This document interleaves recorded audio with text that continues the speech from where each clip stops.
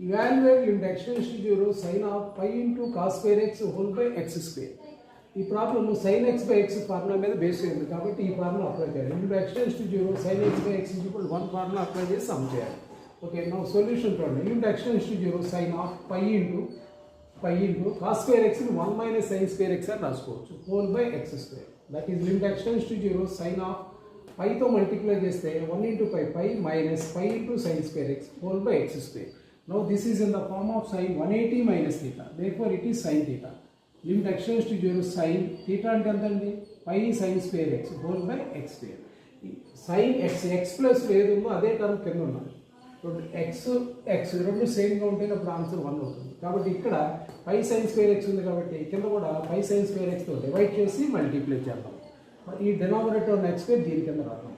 ఇప్పుడు ఈ మొత్తంలో రెండు ఫంక్షన్స్ ఉన్నాయి. పై కాన్స్టెంట్ కూడా బయట పెట్టి రెండు ఫంక్షన్స్కి రెండు లిమిట్స్ రాద్దాం.